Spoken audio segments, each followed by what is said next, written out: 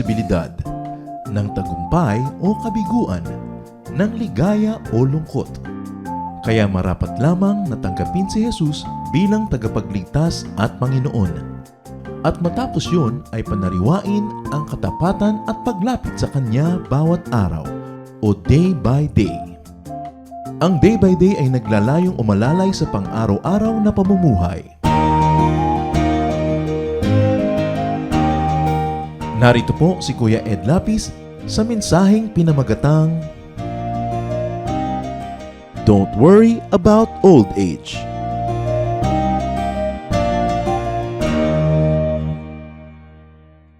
For the most part of their lives, many people worry about their old age.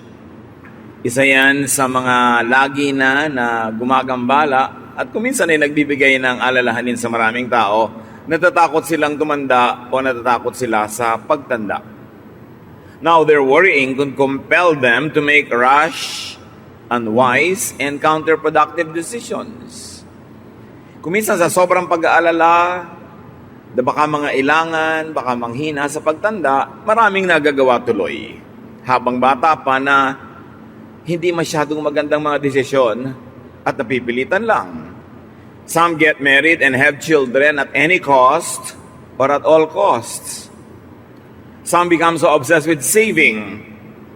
Wala nang alam kundi save, save, save.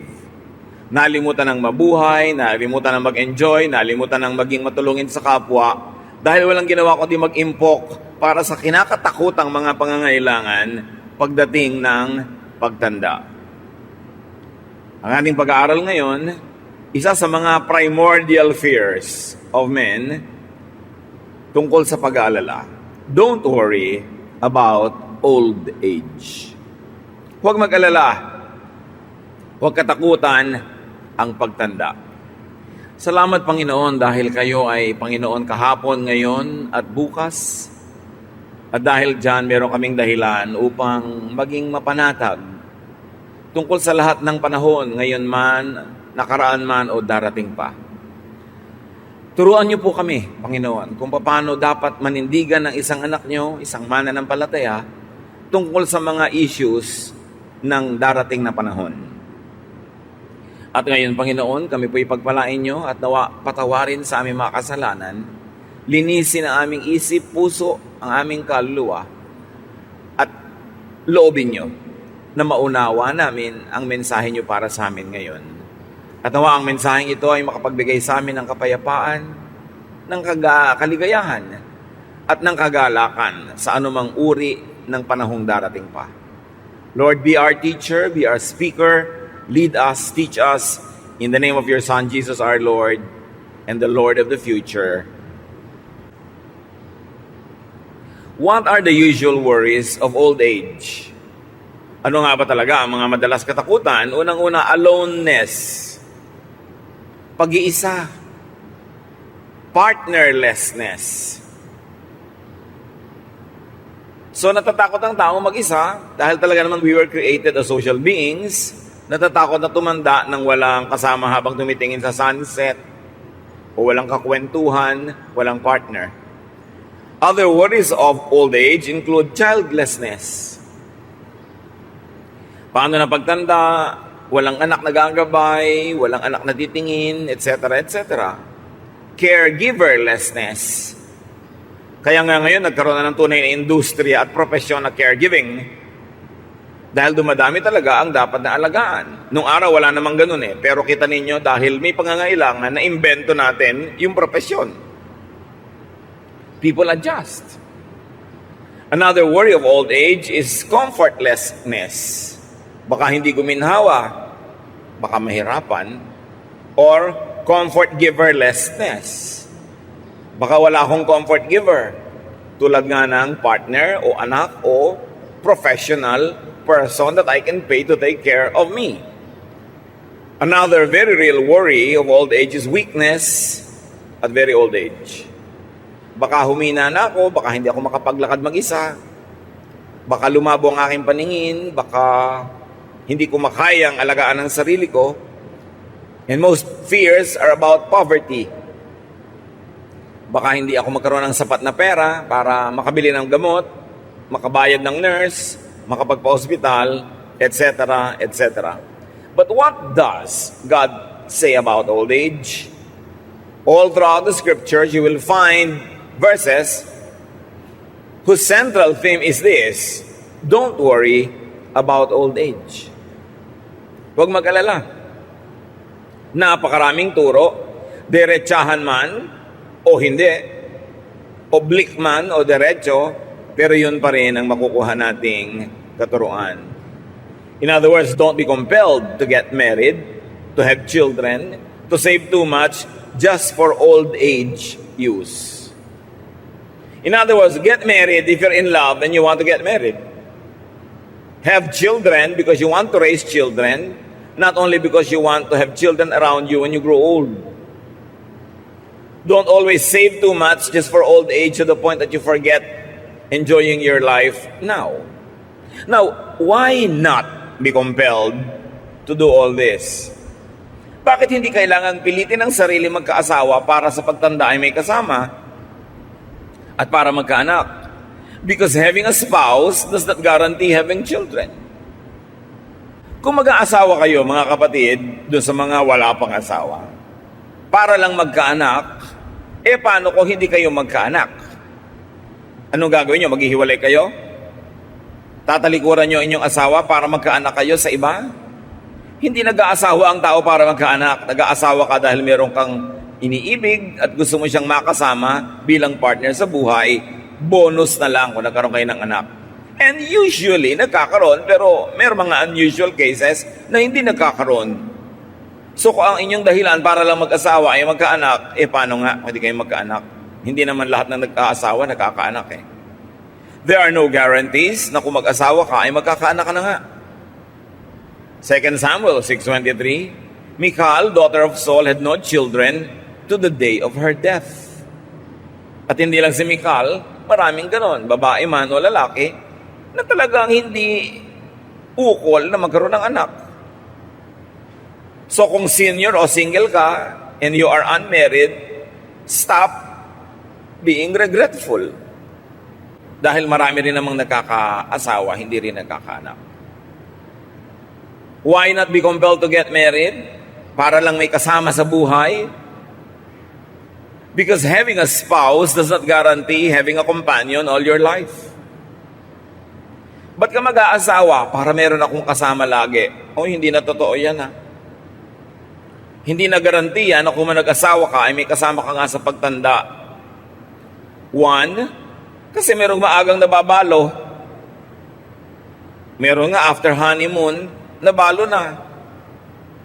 Luke 2:36-37.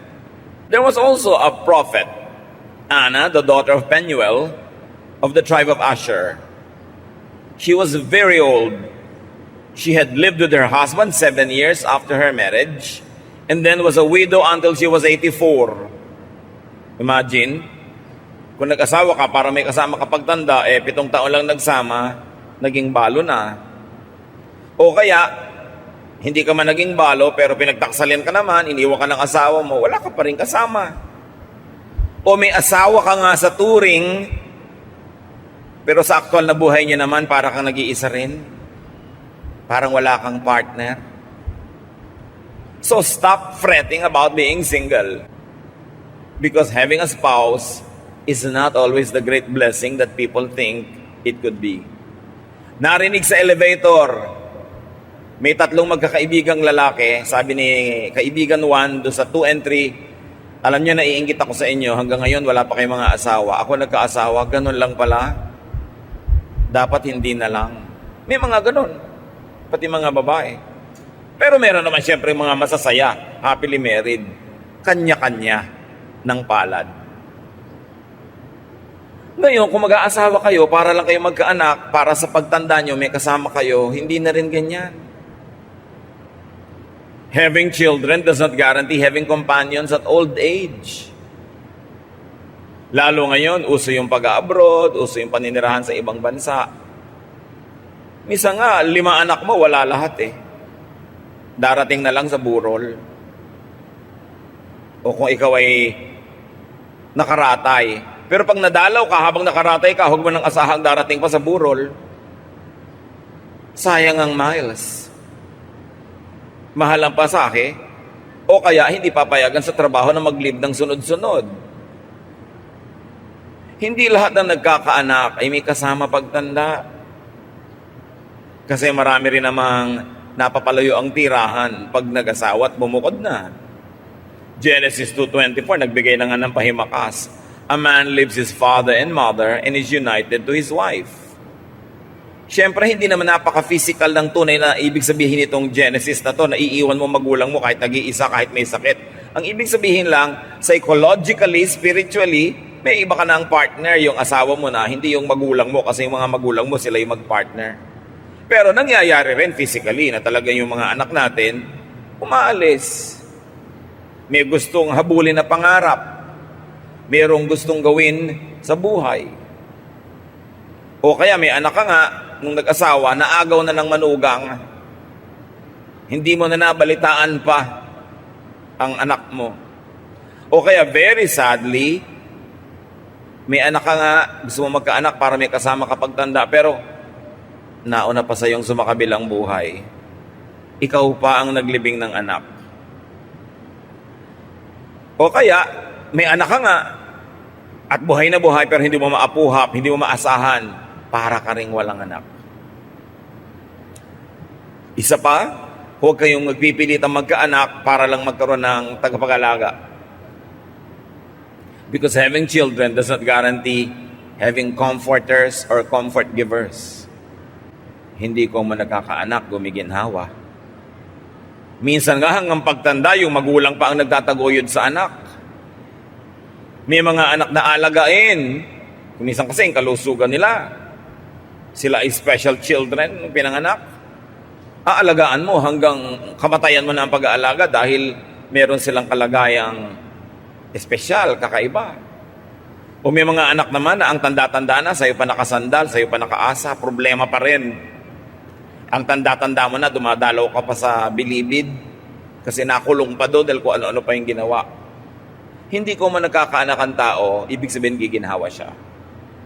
So huwag nag-aasawa, huwag magkakaroon ng anak dahil lang paghahanda mo sa pagtanda. Paano kung nabigo ka? Dapat nag-aasawa ka dahil gusto mong mahalin ang isang tao all your life. Nagkakaroon ka ng anak dahil gusto mong mag-aruga at pagka naarugaan mo ay pawalan mo para yung buhay niya ay maipamuhay niya. Hindi itatali mo sa tabi mo para ka lang niya laging intindihin. Deuteronomy 21:18-20. If someone has a stubborn and rebellious son who does not obey his father and mother and will not listen to them when they discipline him, his father and mother shall take hold of him and bring him to the elders at the gate of his town. They shall say to the elders, "This son of ours is stubborn and rebellious. He will not obey us. He is a glutton and a drunkard." So isa lang na mga biblical examples na maraming mga anak hindi pabagaan kundi pabigat sa magulang.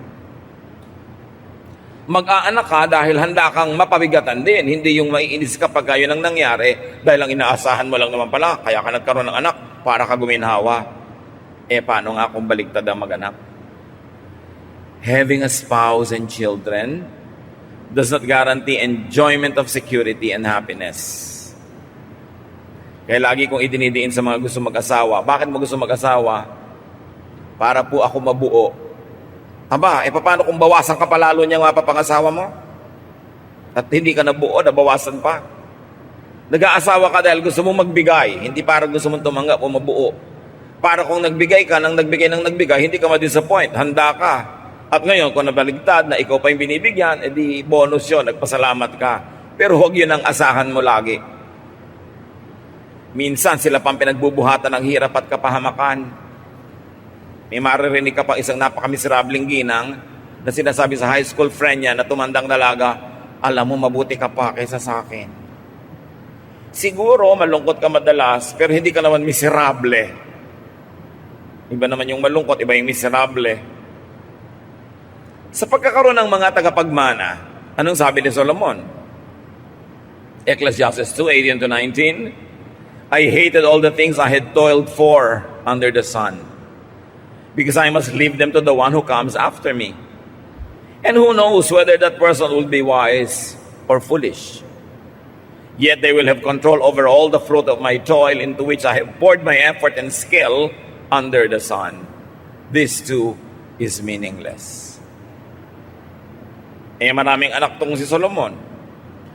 Pero sabi niya, alam nyo, ito yung naiisip ko kung gaano ako naghirap magpundar.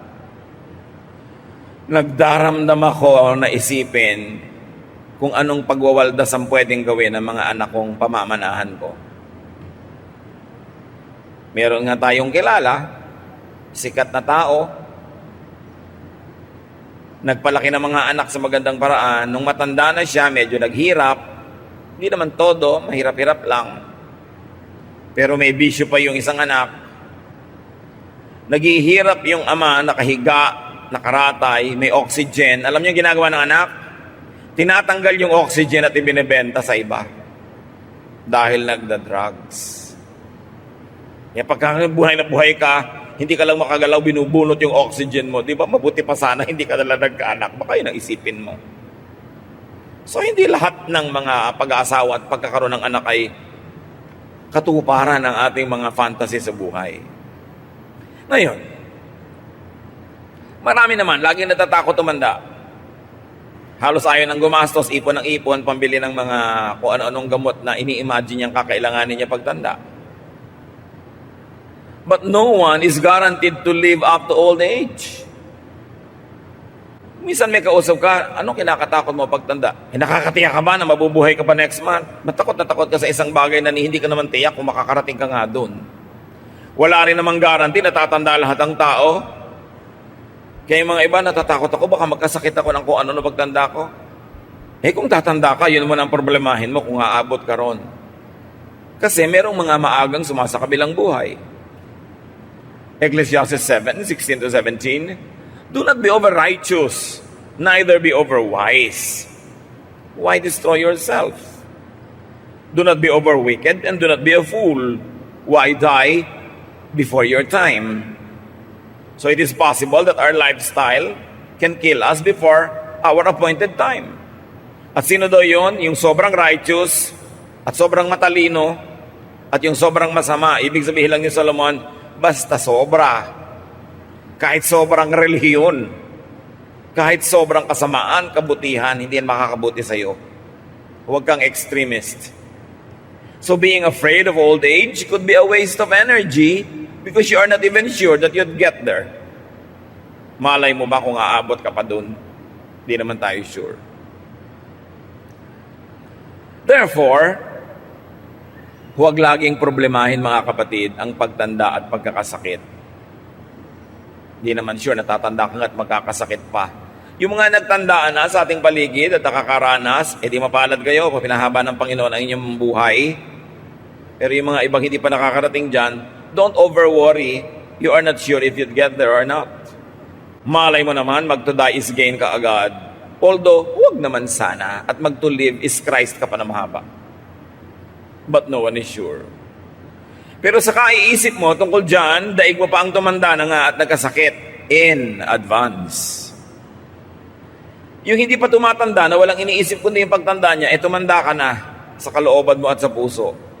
Naagawan mo na ang sarili mo ng oras na ma-enjoy yung ngayon kasi lagi ka nag-iisip ng bukas. Ecclesiastes 9:12, no one knows when their hour will come. Walang nakakaalam kung kailan ang oras niya. Ngayon, mga kapatid, let's do a little computation. Kung magkasakit ka man at manghina, let's say at age 80. At let's say at age 80, nagkasakit ka ng hina at inabot ka ng mga 2 taon na mahina at may sakit bago ka sumalangit. Ibig sabihin nun, may 70 years kang nauna na hindi ka mahina at matanda. Let's say at 80 nangyari. Let's say, may 78 kang very good years. Tapos nung 79, nung 80, nang hina ka na. Hindi ka pa inabot, let's say, ng 80. 79, nagkasakit ka, naratay, nang hina. And in 2 years, pagdilat mo ay nakita mo na ang Panginoon. Ibig sabihin ay binawi ka na mula dito. Ano na ba naman yung 2 years of illness? Hindi ko yan minamaliit, mga kapatid. Pero isipin nyo yung arithmetic. Ano na ba yung 2 years of aloneness kung nag-iisa ka lima sa buhay? Bihira namang tao ang nararatay ng more than 2 years. Matagal na yung 2, minsan nga 6 months pa. Diba? So, kung last 2 years of your life, nang hina ka, naratay ka, 0.025% lang yon ng 80-year life mo, mga kapatid. Kalahati lang ng 5%. Ang iksi. Ngayon, kung sobrang lubha ng sakit, di ba? Lalo na mangiiksi yung paghihirap. Kaya kahit nga malubha kung talagang mang doon pupunta, nagiging blessing pa rin kung titingnan mo positively kasi hindi nilagtagal ang paghihirap. Ngayon, kung hindi naman malubha yung sakit, edi ang laki ng chance na gumaling ka, blessing pa rin. Kaya malubha ka at kaya hindi. Basta ang tinignan mo ang Panginoon, ang tinignan mo yung blessing doon, gagaan ang yung pakiramdam. So, kung sa last 2 years of your life, and let's say at 80, you already meet the Lord. At 79, you get sick. 79, and then at age 80, yung 1 to 78 mo naman, hindi ka ganong katanda, hindi ka ganong kahina. Konti pa ba yun para enjoyin ang buhay? Pero kayong first 78 years, inubos mo ng inubos ka sa kaiisip ng last 2 years, at pag pinagdugtong-dugtong mo yung mga oras ng pag-aalala mo tungkol sa last 2 years, baka yung pagdurusa mo magiging mga 7 years na. Imbes 2. Kasi habang hindi pa nangyayari, iniisip mo, parang nangyari na rin yun. Di ba? Pag ini-imagine mo ang isang problema, naapektuhan ka na rin. So, kailangan hindi mo laging isipin. Mas marami ka pang oras sa pag-aabang at pamamroblema in advance kaysa sa aktual na oras ng pag-iisa o pagkakasakit. Parang yung mga natatakot lumipad sa eroplano. Pupunta ka halimbawa ang Davao, lilipad ka lang ng 1 hour. Pero next month pa yung biyahe mo, but you're afraid of flying. Yung naaalala mo, natatakot ka. Yung naaalala mo, natatakot ka. 1 hour yung flight. Pero pag idinugtong mo lahat ng oras ng pag-aalala mo, naging 4 hours na yon. So dapat yun ang sinasabi ni Lord, don't worry about tomorrow.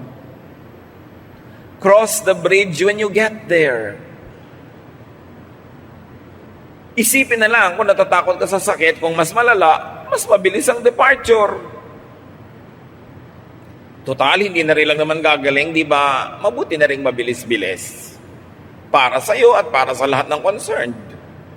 Ngayon, kung hindi naman malala at hindi mabilis, di lalong mainam, gagaling ka pa. Kahit saan ka sumuling, pag si Lord ang tititigan mo at ang kanyang mga pangako, ang kanyang presensya, ang iyong pangahawakan, gagaan. Kundi man lubos na matanggal yung bigat. So, anong mahalaga, mga kapatid? Sa buhay na ito, enjoyin ang mas mahabang panahon na tayo ay malakas at hindi nakaratay. Sandali lang naman yung ratay na yun Huwag i-fast forward. Huwag laging abang-abangan at tingnan-tingnan. Kahit nga panahon ng kahinaan at kahirapan, hanggang pwede ay hanapan pa rin ang kasiyahan. Halimbawa, dumating yung oras na ikay malungkot, ikaw ay may sakit, ikaw ay mahina, ikay nakaratay, mag-imbento ka pa rin ng kasiyahan, kapatid. May maiimbento ka pa rin. Ang mahalaga, tanggapin mo ng maluwag sa dibdib ang anumang bagay na di mo naman kayang ibahin. Kung ikay asong nakatali, may 2 asong nakatali, hindi naman nila malalagot yung tali. Sino ang nasasaktan? Di ba yung laging pinipilit kumawala at umalpas? Kung may kadena ka na hindi mo naman kayang lagutin, well, una, lagutin mo kung kaya mo. Pero kung hindi, tanggapin mong nakakadena ka. Kasi tuwing hihilahin mo yung kamay mo, masusugatan ka lang at magdudugo. Lalo ka lang mahihirapan, di ka rin naman nakakawala. So, kung meron ka incurable disease, halimbawa, humingi ka ng lakas sa Panginoon na matanggap mo yun sa kalooban mo para hindi ka nakikipaglaban sa katotohanan na hindi mo naman mapapalitan. Humanap ka ng mga ginhawa at kung maaari pa'y kasiyahan sa kabila ng iyong kalagayan. Kasi sa kalagayan na yon, kung hindi ka hahanap ng ginhawa at kasiyahan, sigurado magmumukmuk ka, madedepress ka, malulungkot ka, mas madadali ka lang.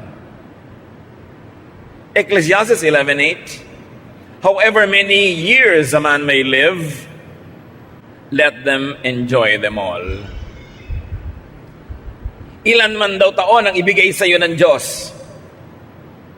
5, 10, 80, 90, enjoy them all.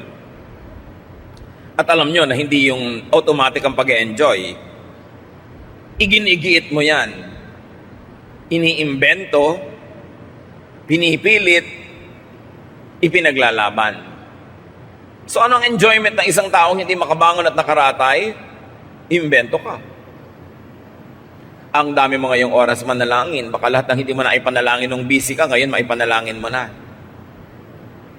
Kung ikaw naman ay nakakarinig, pwede ka makarinig pa ng mga musika, makinig ka ng mga e-books. Kung nakakakita ka nakakarinig, pwede ka pang manood ng kung ano-anong bagay na ma-enjoy mo sa buhay. Meron ka ring ministry kahit na-paralyze ka pa because ang mind mo naman hindi paralyzed. You can think, you can pray. Some people can write, some people can paint. May kilala pa nga tayong babaeng ipinanganak na ang mga kamay niya, hindi niya magamit talaga dahil may defekto. Aba, nagpe-painting pa siya ngayon. Paa ang ginagamit. At daig pa yung may mga kamay magpinta. Umimbento ng saya. Gumawa ng paraan. Nasa sa atin yan. Kung anong gagawin natin doon sa mga di naman natin kayang palitan o iwasan na naka-assign sa ating buhay. So saan naman tayo narong kalagayan? Live well. Para kung dumating ang kahinaan, dumating ang pagtanda na hindi ka naging malakas, wala kang panghihinayang. Dahil nakapamuhay ka naman ng tama, ng maayos, at ng masaya. Kaya mga kapatid, huwag nating pipigilan o haharangan yung mga tao who are trying to have fun, who are trying to pursue their interests, their hobbies, their dreams. Dahil hindi naman natin alam kung gaano pa karaming oras meron sila para gawin yon. Hindi natin alam kung itong layas na tao na to na napakahilig mamasyal ay bigla na lang palang mapaparalyze. So habang nakakalakad pa siya, huwag natin siyang pigilan kung hindi naman masama ang ginagawa niya. At kung maaari pa nga, tulungan natin siyang tuparin ng mga gusto niyang matupad. Kasi hindi naman tayo nakakatiyak na mabubuhay siya ng ganong kahaba para magkaroon ng pagkakataong gawin ang lahat ng ginugusto niya sanang gawin. Kung gaano natin gusto na tayo ay makalaya at gawin ang mga gusto natin, ibigay din natin yung laya na yun sa ating kapwa. Lalo at meron tayong otoridad o impluwensya sa tao na yun. Gamitin natin yung otoridad natin para tulungan siyang palayain, hindi para siya ikulong. Napakahalagang hindi tayo nang kukulong ng kapwa. Na nandyan sila sa ating tabi dahil kusa nilang gusto, hindi dahil itinali natin sila dyan. They have only one life to live this side of eternity, and all of us must have the greatest chances at living our dreams. So maximize happiness and enjoyment. Gusto niyo maging handa sa anumang mga panahon na maaaring hindi na tayo pwede magsaya o hindi natin kaya magsaya? Ang paghahanda dyan, habang kaya nyo, magsaya na kayo. Parang bangko kasi ang ating puso. Magdeposito kayo ng maraming kaligayahan. Magdeposito kayo ng maraming kasiyahan. Para kung dumating ang panahon ng taghirap sa kaligayahan at saya, meron kayong pag-withdrawhan. Meron kayong mga alaala, mga gunita na magpapalakas ang inyong loob, magpapasaya. At pwede nyo pang sabihin, di bali nang hindi na ako sumaya the rest of my life kasi na-advance ko na naman lahat. At sapat na yon. Para ngayon ay unti-unti kong papakin yung mga nai-deposit ko na kaligayahan sa buhay. Kaya pag may mga tao nagde-deposit din sa kanilang sariling puso ng kaligayahan, huwag hadlangan kung hindi naman masama ang ginagawa nila. Maximize enjoyment, minimize pain. Huwag tayong umimbento ng lungkot. Huwag tayong magpahaba ng lungkot at drama. Huwag tayong maghinanakit, magalit. Huwag nating lagyan yung puso natin ng napakarami mga pait, hapdi at sakit. Kasi kahit hindi nyo sadyaing gawin yon, meron at merong darating sa buhay nyo na ganon. So kung meron at meron na darating na mga sakit at hirap kahit ayaw mo, bakit naman tutulungan mo pa yun at dadagdagan mo pati ikaw pa mismo ang maglalagay sa buhay mo ng mga pahirap? Yung mga nagtatanim ng sama ng loob, pwede niya naman patawarin na yan para matigil na eh. Maiba na yung nararamdaman nyo, naiisip ninyo. Yung mga magulang na nagtatakwil ng anak, pagka di naman naghihingalo kayo, papatawag nyo rin yan eh. Magpapatawaran din kayo, di agahan nyo na para makapag-enjoy pa kayo magkasama. Yung mga gustong mag-enjoy, hayaan nyo na ngayon. Hindi kung kailan na sila na-paralyze, kung kailan na lugmok at saka nyo pa panghihinayangan ng mga nawala mga chances. You don't know what the future holds. So whenever you have the opportunity to make yourself happy, to make other people happy, do so. Because life has many dark days ahead, whether you like it or not. So why invent darkness when actually today is bright? Bakit merong party, magagalit ka doon sa isang tao sa walang kakwenta-kwentang bagay, nasira na yung mood mo buong party? Merong family reunion, pinaghandaan nyo lahat, gumastos kayo, tapos magagalit ka sa isang pinsan mo o kapatid, nanimangot ka na maghapon. Bakit mo dadagdagan ang mga pabigat sa buhay mo, samantalang marami namang kusang darating sa'yo kahit ayaw mo? You've got to minimize pain in your life and to minimize pain in your loved one's life. Pag hindi mo minamahal, halimbawa yung biyanan mo, alam mo ba na sinasaktan mo yung sarili mong asawa na anak ng biyanan mo? Bakit mo naman patuloy na sasaktan ng isang taong mahal mo at nagmamahal sa'yo? So sabi mo, kasi mahirap mahalin ang biyanan ko. Mas mahirap namang mapuot. Mahirap mapuot Mahirap magalit. Mahirap magmahal. Pareho lang mahirap, di magmahal ka na lang. Pareho lang naman nakakapagod. Nakakapagod tigasan yung leeg at huwag kang tumingin sa isang tao para mo siyang batiin. Nakakapagod ding batiin siya kuminsan, lalo't mataas ang pride mo. Pareho lang nakakapagod yan. Ang gawin mo na lang yung nagpapagaan ng loob. Yung nagpapalaya. Yung nagpapasaya. Kasi hindi mo alam kung kailan ang sunod-sunod at walang katapusang dating ng mga dagok ng buhay. So habang hindi ka dinadagukan ng buhay, huwag mong dagukan ng sarili mo. At huwag mo rin dagukan ng kapwa mo. Magpahinga. Do the most good. Kung gusto talaga nating paghandaan ng pagtanda, ang mga hirap ng buhay, you maximize enjoyment, you minimize pain, and do the most good. Do good and enjoy life. Kaya mga matatanda, huwag naman nating tanggalan ng kabataan yung mga bata. Batang maliliit, ayaw mong maglaro, ayaw mong kumilos. Bata nga yan eh. Sandali lang naman siya magiging bata at matagal siyang magiging matanda. So, do not rob children of their childhood. Do not rob young people of their youth. Siyempre, mga maiingay magtawanan, mga magagaslaw ko minsan. Ano mo gusto mo kumilos na parang 60 anyos? Darating din naman siya doon kung hahaba buhay niya at doon na siya kikilos as 60 anyos. Ngayon, 16 siya, 17, payagan nyo basta hindi masama.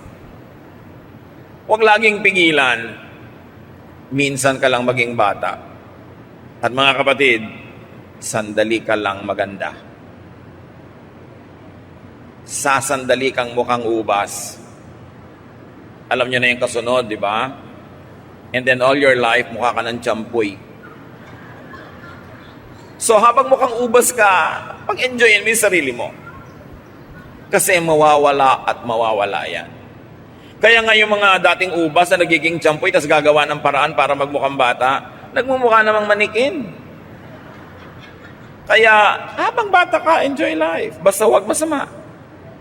Dumating mo ng katandaan at kahinaan, super panalo ka pa rin sa bottom line. Why? Kasi mas mahaba ang panahong bata ka at malakas. Sandali ka lang mahina kasi pag sobrang hina ka na, di ba, malapit ka ng sumalangit. Sandali lang yun. Mas matagal yung marami kang pwedeng gawin. Ecclesiastes 2:24, anong sabi ng pinakamatalinong tao na binigyan ng Diyos ng runong? A person can do nothing better than to eat and drink and find satisfaction in their own toil. Naka-emphasize yung own toil, ha? Mag-enjoy ka, magsaya ka sa bunga ng sarili mo pinaghirapan. Hindi sa pinaghirapan ng iba. Pero pag pinaghirapan mo, enjoyin mo. Meron tayong mga kilala, ang dilim-dilim ng bahay sa pagtitipid sa kuryente. Bumili pa daw ng mga bombilya. Ayaw naman buksan. Tapos nung mamatay-matay, ang dami palang kayamanan pinag-agaw-agawan ng mga nagmana. Pero siya ang dilim ng buhay niya. At sa Amerika, merong mga matatanda na ang lamig-lamig ng bahay kahit winter, nagtitipid sa heater, may ibabayad naman. Bakit? Dito sa atin, personally, meron ako mga kilalang talaga namang ang pagtitipid. Mula pa nung matutong magsalita, ang sinasabi lang agad, oy, magtipid. Magtipid. Magtipid. Hindi na guminhawa hanggang mamatay. O ano ngayon? Ano nangyari sa katitipid? Basta live to the fullest habang may chance. Enjoy lang pag may time. Di ba? Ecclesiastes 9:7, go, eat your food with gladness and drink your wine with a joyful heart. For God has already approved what you do. Pag pinaunlad ka na ng Panginoon, bihayaan niyang magkaroon ka ng mga kabuhayan, ibig sabihin, gusto ka rin niya mag-enjoy. Huwag puro pag-iimpok. Siyempre na mag-iimpok ka proportionately. Paghahanda mo rin yon. Pero wag sobra. Malay mo naman, hindi ka na tumanda para magastos yung inimpok mo. Pag nanghina ka sa old age, di humiga. Problema ba yon? May likod ka naman. Pag sinundo ka na ng mga anghel, di sumama. Ibang enjoyment naman yon. Huwag mong kalabanin yung kamatayan kasi lahat naman namatay. Si Jesus nga namatay, ikaw pa ba? Ang mga pharaoh sa Egypt, namatay. Ang mga emperor sa Roma, namatay. Wala namang nabuhay forever. Merong eternal life sa kabila. Pero para ka makarating doon, tatawid ka. Huwag ka laging matakot mamatay. Ang atupagin mo, mag-enjoy ka sa buhay. Pag-enjoyin mo yung iba, do the maximum good to others, serve God. At pagka tinawag ka na ng Diyos, sabihin mo, present. Philippians 1:21, to live is Christ and to die is gain. Akala ng iba, yung to live is Christ na yan, ibig sabihin puro relihiyon, puro pagtitiis, puro paghihirap. Balikan ninyo kung anong naging buhay ni Jesus nung siya'y nasa lupa. Well, gumagawa talaga siya ng mabuti. Nagpapakain siya sa mga gutom, nagpapagaling sa mga sakit, nagtuturo ng tama, pero lagi din siya nasa party. Ang tawag nga sa kanya ng mga kritik niya, drunkard and a glutton, a friend of sinners. Kasi marunong siya mag-enjoy. Ang first miracle nga niya, to make wine, di ba? So ano ibig sabihin ng to live is Christ? Minimize pain, maximize enjoyment, do the maximum good. Yun ang to live is Christ. Hindi lang puro pagtitiis, pagtutuligsa sa kapwa, paghahampas sa sarili, hindi yon. At pag ginawa mo yung to live is Christ, magkakaroon ka ng to die is gain. Pero pag hindi ka nag to live is Christ, hindi gain yung to die, ha? But you live as Jesus did. Nagmahal ng kapwa, pero pinakain din ang sarili. May mga alagad siya, naglilingkod sa mga tao, pero pag napapagod na yung mga alagad, sabi niya, iwan na muna natin yung mga tao, magpahinga tayo sa isang tahimik na lugar at kumain tayo doon. Marunong ding maglagay ng ginhawa sa sarili. Yun ang tinuro sa atin ni Jesus. So huwag makipaglaban sa kalikasan at sa kapalaran. Do not contend with life's realities like getting old and dying. It is part of real life. Adjust. Huwag labanan ng kadena para di ka masugatan. Harmonize with life. Harmonize with time. Sabi sa Ecclesiastes, for everything there is season and a time for every matter under heaven. There's a time to be born and a time to die. Stop worrying about death. Ang mahalaga, tinanggap mo na si Jesus bilang Panginoon mo at tagapagligtas. Namumuhay ka tulad ni Jesus. At kung mamatay ka man tulad ni Jesus, mabubuhay ka namang muli. Nababawasan ng worry ang mga panahong dapat sana'y fruitful, masaya, at enjoyable. Tuwing nag-aalala ka, kapatid, dinadaya mo ang iyong sarili.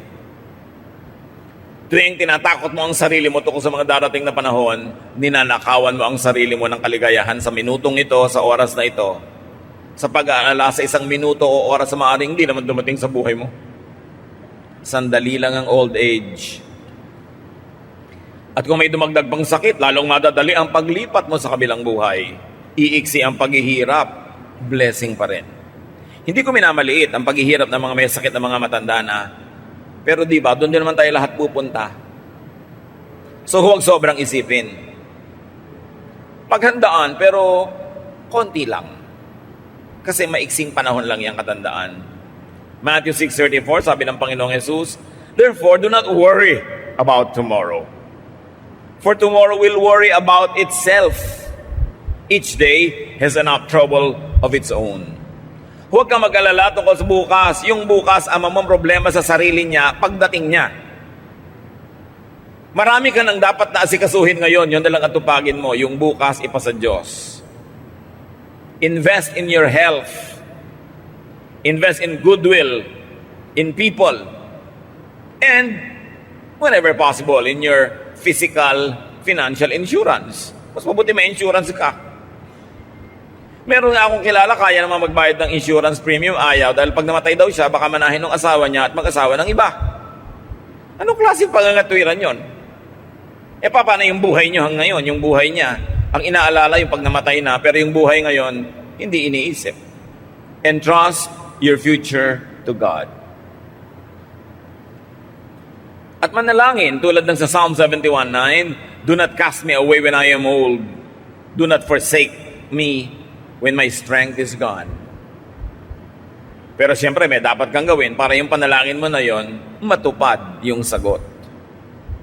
At sabi ng Panginoon sa Isaiah 46:4, "Even to your old age and gray hairs, I am He. I am He who will sustain you. I have made you and I will carry you. I will sustain you and I will rescue you." Sinong kausap dito ng Diyos originally? Ang kanyang mga hirang.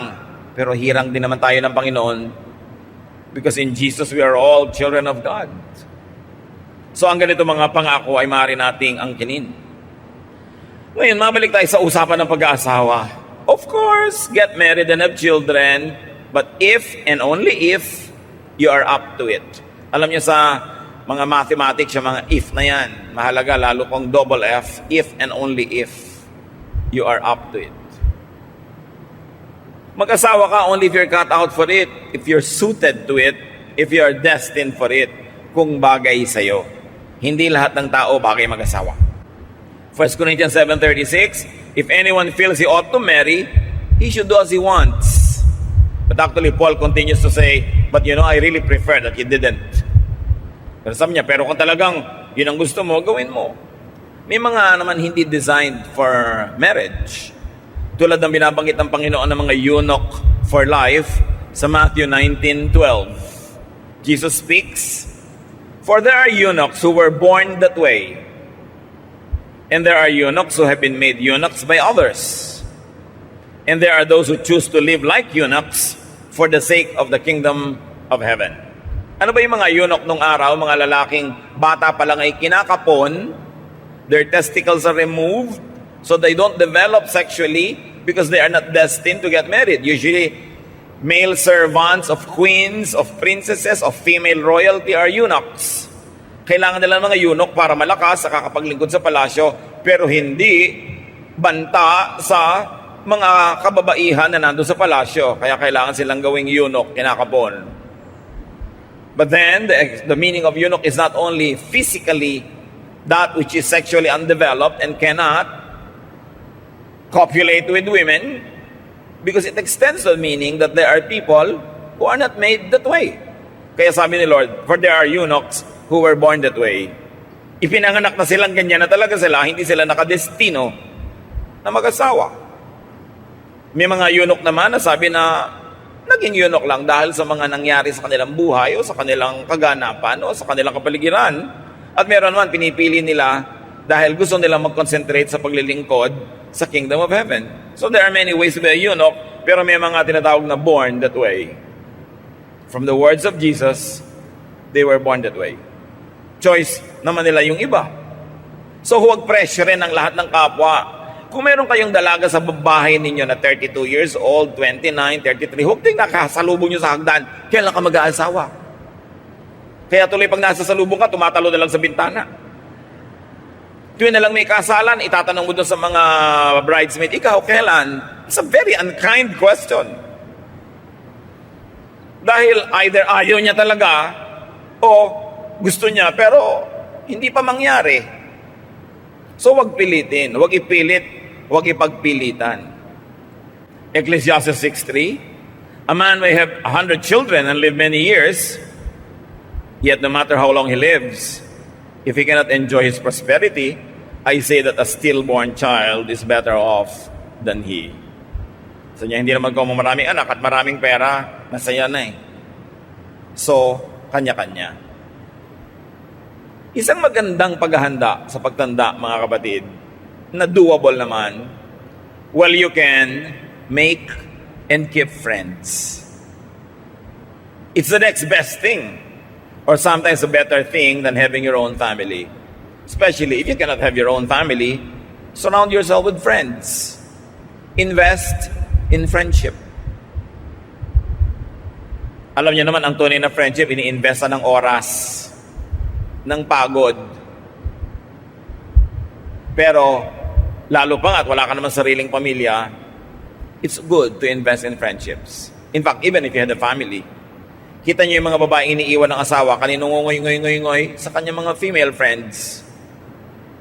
I enjoy seeing mga ladies who go to lunch. Ladies who lunch. Mga middle-aged o mga matronic ladies who meet once a week to have lunch, exchange gossip, make kwento, and make fun. Kung kaya nyo naman, gawin nyo yun. Kahit naman maliit ang budget nyo, pwede naman kayo mag-lunch sa mga kung ano-ano lang. Pero maganda yung may mga kaibigan na minemaintain kahit pa may anak ka at asawa. Kung minsan, lugi din yung ikinulong mo na lang ang buhay mo sa iyong asawa at mga anak. Tapos biglang hindi naman sila laging loyal to you or nice to you. Lugi ka ngayon. Kailangan may friends ka pa rin. Ecclesiastes 4:9-12. Two are better than one, because they have a good return for their labor. If either of them falls down, one can help the other up. But pity anyone who falls and has no one to help them up. Also, if two lie down together, they will keep warm. But how can one keep warm alone? Though one may be overpowered, two can defend themselves. A cord of 3 strands is not quickly broken. Maganda yung pag-explain ni Solomon kung bakit mahalagang may kaibigan. Lagi daw mabuting dalawa kayo kaysa isa lang. Pag natumba yung isa, merong aalalay, may dadampot man lang. At kung meron kayong kalaban, you can watch each other's backs. Mas mahirap gapiin ang may kakampi kaysa nag-iisa lang. So mamuhay tayo, mga kapatid, sa paraan na magkakaroon tayo ng kaibigan at ma-maintain natin ang kaibigan dahil maganda yung ugali natin. Laging mabuting may kaibigan. Proverbs 17:17, a friend loves at all times, and a brother is born for adversity. So get loved by a friend. Love a friend. Kaya may anak ka pa, kaya may asawa ka, iba na yung may kadamay ka. May sumbungan ka tungkol sa asawa mo o tungkol sa anak mo. Mga kapatid, walang kwenta yung may kaibigan ka tapos wala kayong ginawa kundi magpayabangan tungkol sa inyong mga asawa at mga anak. Hindi magtatagal ang friendship nyo. Pag lagi mong ipinagyabang yung asawa mo sa kumari mo, biglang naagaw na ng kumari mo ang asawa mo. Kailangan, hindi na kayo nagpapa-impress. Boring na yung matagal na kayong magkakilala tapos wala pa kayong ginawa kundi magpa-impress sa isa't isa. Relax. Admit, accept your imperfection, and accept and admit also that others are imperfect. Nakakapagod magpa-impress. Dapat kung nagpapa-impress ka sa tao, sa job interview lang yan. O sa first few days of your acquaintance. And then tanggalin mo na yung mga maskara at magpakatotoo ka na. Kung ayaw niya sa'yo, magkaalaman na kayo habang maaga para huwag kayo magsayang ng oras. Maghihiwalay din lang naman kayo pag nagkakilala kayo ng totoo. So magpakilala ka na agad ng totoo. Kung ayaw niya sa'yo, well, sorry, you both lose. Genesis 2:18, the Lord God said, "It is not good for man to be alone. I will make a helper suitable for him." So, you don't make people alone, especially if you have a responsibility. Be a partner to your spouse. Kung nagpakasal ka, nagpakasal din sa iyong pinakasalan mo, kapatid, huwag mo siyang biguin. Kailangan may partner siya in your person. Do not neglect your wife or your husband. Kasi nagpakasalan kayo pareho para maging partner ng isa't isa. When you are not beside your spouse, you are probably in the wrong place. And then what will make it worse is that your spouse might have to find someone else to stand in your vacant spot. And then another wrong person will be in another wrong place. Hindi na matapos-tapos yung mga wrong na ginagawa ng tao. Kaya ayaw mo, kaya hindi, may asawa ka, pananagutan mo yan. Samahan mo siya. Be a child to your parents. Anak ka ng magulang mo. Magpakaanak ka. Alam mo dapat kung kailan ka nandun, lalo't kung ang magulang mo hindi demanding, may laya ka naman, gamitin mo yung laya mo para maging loving and supportive of your parents. Be a helper to those who are alone, especially who are old or sick and weak. Sabi ni Lord, it is not good for man to be alone. Hindi lang yan in the context of marriage. If you are a child of God and you see people who are alone, you provide them with company. That's part of your Christian love. You invite them into your home. You visit them when they are sick. You help them in their need because it is not good for man to be alone. Kung hindi ka nangangailangan ng damay, ibig sabihin you are sufficient, ikaw naman ang dumamay sa iba. And brothers and sisters, allow people to be together. May mga magulang naman, sila pa ang hadlang sa married life ng kanilang mga anak. Pinagkaaway yung anak at yung manugang. May ganon. Nag-asawa na yung anak nyo, hayaan nyo silang mag-enjoy sa kanyang marriage. Huwag kayong laging maging issue. Huwag kayong laging pumagitan sa anak nyo at manugang nyo dahil ang partner nyo yung asawa nyo, hindi yung anak nyo. So pag ikinasal na sila, luwagan, ibigay dun sa asawa. Huwag ipagkait. Kailangan payagan nyo silang mag-enjoy together dahil minsan din lang silang mabuhay. At hanggat hindi masama ang ginagawa ng mga tao, ipagbunyin ninyo kung may nagmamahalan, kung may magkaibigan, kung may magkapartner, basta hindi masama. Ipagsayan nyo that there are two less lonely people in the world. Hindi yung naiinggit ka, nagagalit ka, wala kang gusto kundi paghiwalayin sila. Help others not to be so alone. Especially your parents, your elders, your relatives, your friends. And mind you, young people, especially the friend of your parents, ariin nyo rin sila mga magulang nyo. Sa case ni Haring David, nung matanda na siya, may nararamdaman, laging giniginaw. Alam niyo yung ginawa ng mga tao? 1 Kings 1:2. His attendant said to him, "Let us look for a young virgin to serve the king and take care of him. She can lie beside him so that our Lord the king may keep warm." Nakita niyo ang kanilang pag-aalaga doon sa matanda, binagyan pa ng katabi para uminit ang kanyang giniginaw na katawan. Pagkatanda-tanda na noon ni David, pero inaalagaan pa rin nila. Ngayon, mga lolo't lola dito, huwag na kayong umasa na bibigyan kayo ng mga dalagita at 15 anyos ng mga tao sa paligid. Hindi naman kayo si Haring David. No? Pero, ibig sabihin lang, kung ano yung substitute, kung ano yung pwedeng ibigay na pinapayagan ng konteksto ng ating panahon, ibigay natin. At kung natatakot nilang tayo nag-aalala sa pagtanda, alalahanin natin ang sabi ni Solomon, Ecclesiastes 12:1-7, "Remember your Creator in the days of your youth, before the days of trouble come. And the dust returns to the ground it came from, and the spirit returns to God who gave it. So sabi niya, alalahanin niyo ang Diyos habang bata kayo. At kasama sa pag-alala sa Diyos, to live is Christ, is to enjoy life while young. Enjoy life while able. At the same time, be godly. And when it happens that you have to face your Maker, do so with peace. Panginoon, salamat dahil mahaba naman ang binibigay niyong panahon sa amin. To maximize pleasure and enjoyment, to minimize pain, and to do the maximum good. Lagi niyo ipaalala sa amin na ang buhay na ito ay isang mahalagang regalo galing sa inyo. Pahalagahan namin, hindi lang ang buhay namin, kundi buhay din ng iba. Hindi lang enjoyment namin, kundi enjoyment din ng iba. At nawa, Panginoon, pawiin niyo ang mga pag-aalala. Turuan yung punuin namin ang isip namin ng mga mahalagang isipin tungkol sa inyo. Mga magagandang bagay. At matuto kami magdisiplina sa isip na itaboy, ang anumang isip na nananakot, ibibigay ng mga ligalig, nagpapahirap sa aming loob. We want to celebrate life because it comes from you. Teach us, Lord, not to be afraid of the future. Because we know that you are there in the future. You have been there even before we get there. Salamat, Ama. Pagbulay-bulayan natin mga kapatid ang kahulugan ng mga sinariwa nating katuruan ngayon and be free from the fear of the future. Sa ilang saglit, pagbulay-bulayan ang mga bagay na ito.